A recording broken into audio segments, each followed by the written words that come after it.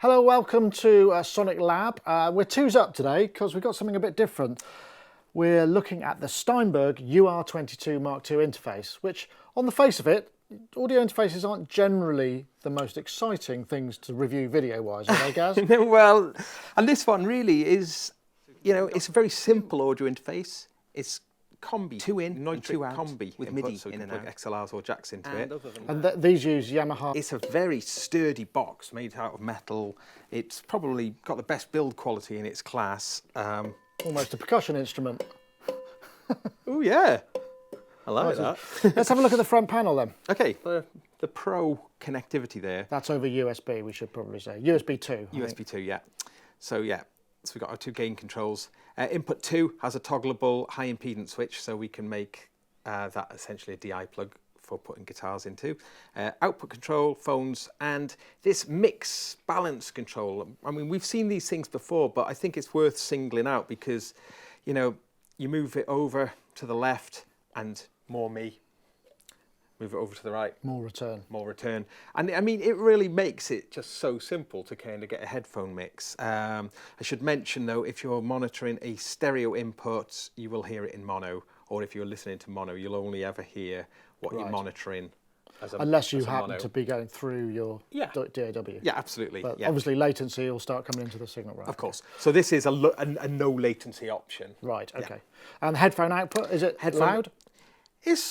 It's okay. I mean, I've been using the blue MoFi headphones, which are amplified, so with that case, it's fine. But yeah, it means it's certainly a nice, clean headphone output. And so anyway, on the back, we've just simply got the two outputs on 1/4-inch jacks, a little switch there for phantom power, which applies equally to both preamps, and 5-pin MIDI DIN. 5-pin MIDI DIN, You'll be happy. I am happy. Always good to see. And then at the back here, we've got a little switch for the. At the back here, we've got a little switch here for the power source. So we can either power it if we're using it with a laptop, we can just power it. Bus power. But we can flick it over for this additional USB, micro USB input, which is just purely used as power if you want to use it with an iPad, for instance. Yeah. So it is class compliant. Yes. And it will work with an iPad. Obviously, it won't power the iPad, which is a big shame. I mean, there are not many things do, no. But that would have been nice. It would have been nice. What I was doing when I've been using it was I've been powering it. I've been plugging this power supply into one of these mobile phone battery packs. And so using that with the iPad, right? Using it with the iPad. So it made it entirely mobile. Okay, that adds another little thing that you have to take with you, but I mean, I think these D pre's are very good quality pre's, so I guess, you know, they need that extra little bit of juice to drive them. So that's the nuts and bolts and the sort of basic hardware side of it. To make this review a bit more interesting, Gaz very kindly undertook a mammoth task. Explain what you did. Well, I was thinking, I mean, ostensibly, we've seen audio interfaces like this before with these, you know, the converters and the preamps being of, you know, really high standard. I thought, well, maybe the thing to do is to really put it through the test. And I tried to make a big multi-track epic using only an iPad and this. And we used Steinberg's Cubasis for it. So which is running on your iPad, which is what gen? This is an iPad Air 1. The project is mixed. Everything is done inside of Cubasis, and the only thing that wasn't standard was that Cubasis has a little shop in it where you can buy a couple of extra effects, and I bought Effects Pack 1. Right. Other than that, everything is internal to Cubasis. Oh, so at this point in the show, Gaz actually documented this process, and we're going to play that now. Enjoy.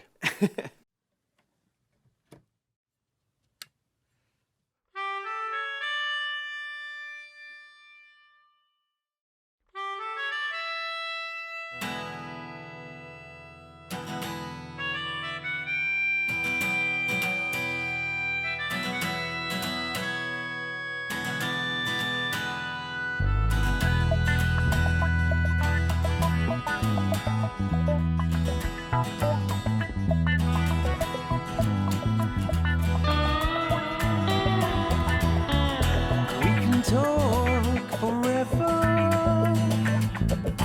We can talk.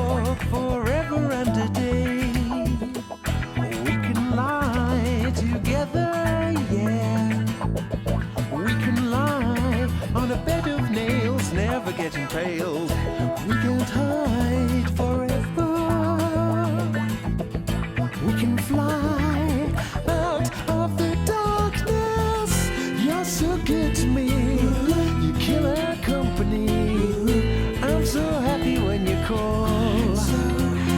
Ooh, Monday mystery, shooting right through authority. Make our own history and make some noise. Oh, your killer company.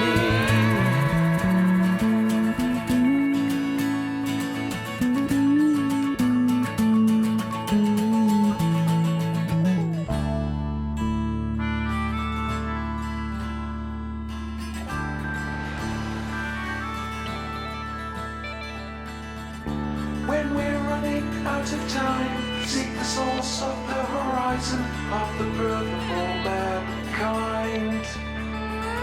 In temple mind we overrun the glory of the setting sun, elevation of the mind.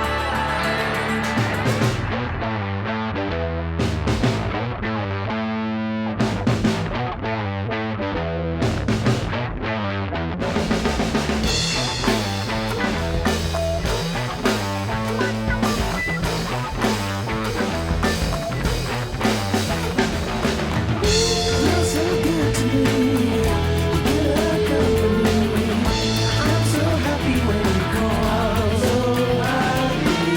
Monday mystery, shooting right through authority. Make our own history and make some noise. Your killer company.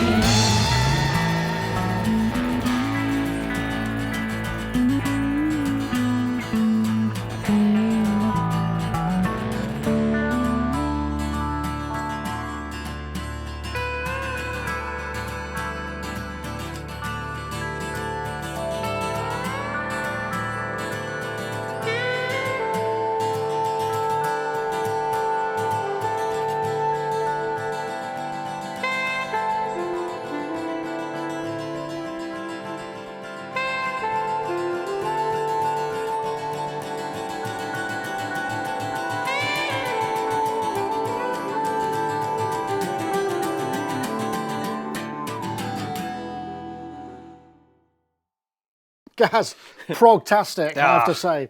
So you wrote and composed that and recorded the whole thing into Cubasis, right? Yeah, yeah, and I mean, really, what I wanted to do was I wanted to just to really kind of throw such a lot at it. So, you know, especially once the tracks are starting to, the track count is going up. You know, the kind of that's where the quality, separation and the definition, yeah. exactly. So, and I think that it came out really well in that respect. You know, I think that those deepres are really cool. And I should mention, I actually recorded this at 16-bit 44K as well. So Right, but it will do 192.24. Yeah, of course it will. It will. So how many tracks was that? Well, the project in total, if I whiz through it, I've got, well, 42, 43 tracks, but I think probably about 24 tracks playing at the same time, right. at the same time. And just to clarify, the mix and all the effects are running from here as well? Yeah, everything, yeah, absolutely everything. So in operation, I mean, most of these things you recorded in place, did you? And that was the sort of idea? Yeah. So, yeah. So I noticed when the bass kicks in, you really hear the weight of it. Was that just DI'd straight into? I was going through a VT bass pedal. That's a Tech 21 sort of Ampeg. So that's like a preamp, amp in a box. Analog. Can we have a listen to that? Yeah, sure. So we've got a bit of compression on there as well, and there's a bit of automation of chorus when it does a little bass solo as well. Right, okay. So, but it's got body, yeah. And the other thing I noticed when the drums come in. Yeah. Now, presumably you could only use a couple of mics on that. So what did you use? So I used a D112 bass drum mic, and I used a SE Electronics R1 ribbon. Let's have a listen to that, because they sound very right for the track. Yeah, but they're actually quite simple. I mean, this is the overheads, which we've just got the stock EQ and compressor on, bringing in the kick as well. So, you know, in a room. In operation, yeah. How were you finding it? I was finding it really good because, as I say, I was running with the UR22. I had it going into a little battery pack, So the thing is, I could just pick it up on the iPad and just plonk it wherever I was. And just put the leads in. Yeah, so for instance, when I was doing the vocals, I could just, everything was just quite easy to do. I could just set little loops up around it. And, quite often what I find is when I'm being the performer and the engineer at the same time. That's quite difficult. Yeah, and the fact that this just boils that process down to just that one knob. Yeah, it makes makes it a lot easier. Sort of I guess one of the things is obviously that session probably took more than one iPad charge to accomplish. And I guess that's where there's a slight problem in terms of, because once you run out of charge, you have to charge it up again because you can't power the iPad and the UR22 at the same time, right? Yeah, I mean, this was a bit of an epic track. I ended up spending hours on it, so I did actually hit that issue. But I mean, the iPad will last for 10 hours or something on a charge. You just have to plan ahead a little bit and not do 2 20-hour sessions like I did on this. So when you were mixing down, presumably you were coming out of the iPad, were you using monitors or were you working on headphones to do the mix? I just ran it out into my monitors. Right, so you got the benefit of your... And that's when you can really hear whether or not this passed the test. I mean, so how was the sound of the UR22 just coming directly out of the monitors? It sounded great. I mean, it sounded pro level, it sounded really good. I was very pleased. Everything sounded defined, and as you mentioned with the bass, there is that sense of kind of weightiness to it, which I think, because everything went through those preamps. So really, this whole project, for instance, is it's a test of that. Test of the pre's. And coming back to the ribbons, how was the gain? Because obviously ribbons need a lot of gain. Well, I mean, I was recording like drums and a few things I was doing. Yeah, you do have to run it quite hot. I mean, I was up in the upper limit of it with the ribbons. On the overheads, less so because the drums are so loud. But but they sounded pretty good. I think I thought it sounded really good with my Rode NTK. It's a valve mic, which exhibits a bit of a slightly sort of rough edge on things. I think it must be to do with the valve in there, but the combination of these pre's, it sounded really smooth. What did you use the Rode on? I used that for the lead vocal. You're so good to me, you killer company. You can hear the valve, can't you? I'm so happy when you call. So I've got the compressor again on here. I've actually got the little stereo width plug-in, which comes as part of that FX pack. Right. On the lead vocal, on the chorus, it just seems just to give it a little bit more presence. It's competing against lots of other elements. So I'm guessing, I mean, obviously you set the challenge on the iPad. I mean, obviously worked fine on a laptop and you could run at higher sample rates. Yeah. Would you be comfortable doing a similar kind of thing with the laptop and getting, I mean, obviously you'd have the benefit of the more familiar edit situation and working on arrangements and mix is going to be easier than on the iPad directly, I guess. Yeah, of course. I mean, I would have absolutely no qualms in using this in any professional situation, really. In that respect, that the quality you get out of it is plenty good enough for most applications I can think of, really. Obviously, the input count is going to be the limiting factor. But in terms of the preamps and the converters, both going in and coming out, yeah, no problem at all. And just to reiterate for a final time, that the fact that I was running it off that battery does facilitate for very mobile. That's like a portable battery. Portable battery just for charging your phone up. But it just ran that with the phantom powers of no problem. So that was I thought that was actually quite cool, because if you notice in the video, I popped to my friend's house who had this drum kit set up, and I popped to some mates who did some backing vocals. And you just took the whole thing on there? Yeah, and it was just that easy thing, just like laptop bag out of my mics and some cables, and it was just easy. And I thought, I didn't even have to, I'm not hunting around for plug sockets or anything. So yeah, that was cool. Excellent. Well, so this has just been announced. I think it's around about, do we know what the price is? £129. £129. Yeah. Other currencies will show below. Overall, though, very pleased with it. I know we've worked quite hard to make this a bit more interesting than your average review. I must say, the amount of work you've put into that, and I would also like to say that Gaz actually made the video as well. So, right.